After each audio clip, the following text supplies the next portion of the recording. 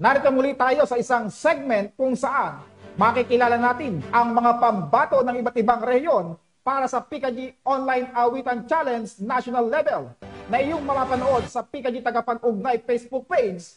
Maaari nyo itong suportahan sa pamamagitan ng pag-like, comment, and share ng contender na inyong napupusuan. At ngayon, ating kilalanin ang kilalang grupo ng mga awit sa Western Mindanao na veterano na sa pagkikipaglaban sa pag-awit sa iba't ibang panig ng bansa. Ang Western Mindanao State University Grand Coral na pambato ng Region 9. Tayo ngayon sa Western Mindanao State University para kilalanin ang ating mga kalahok mula sa City of Flowers, Zamboanga Peninsula para sa online awitan national level ng Police Community Affairs and Development Group. Tara at kilalanin ang ating mga kalahok.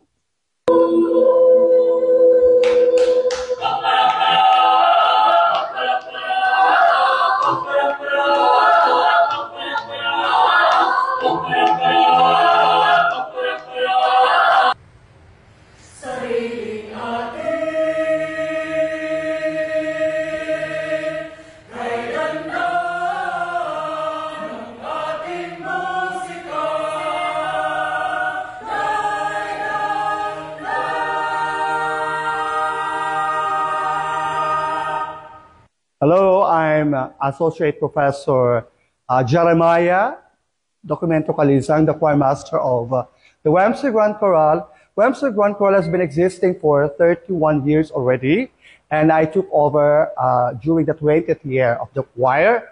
So we're inviting you all to please follow Tagapag-Ugnay page and then like, comment, and share.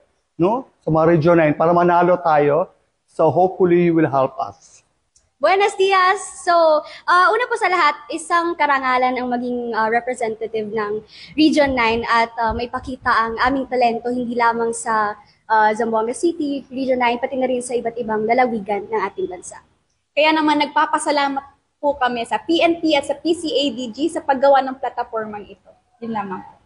So, yung mga patimpalak po na aming nasalihan na is the recently MAS 2023, which is the Mindanao Association of State Tertiary Schools Incorporated, and also the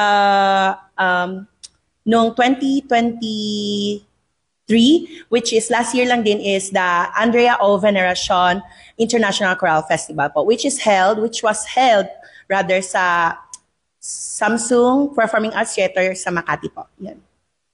Now, as for the highest attainments of our choral, well, as earlier mentioned, we had the Andrea O. Veneracion International Choral Festival, which was held in Manila, Samsung Performing Arts Theater last July 21, 2023, wherein we bagged the Bronze Conductor Award, albeit on our first try.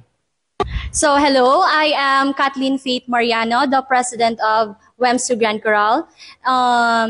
This was requested by our dearest President Dr.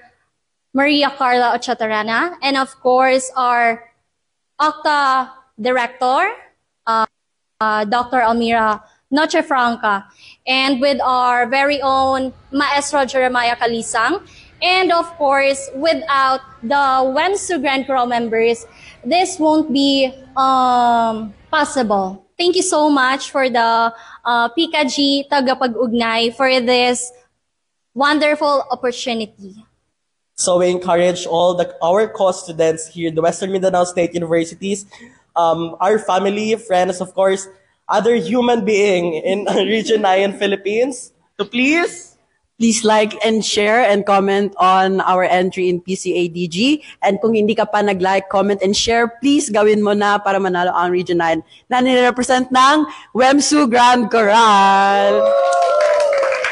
Muchísimas gracias for supporting the WMSU Grand Coral Region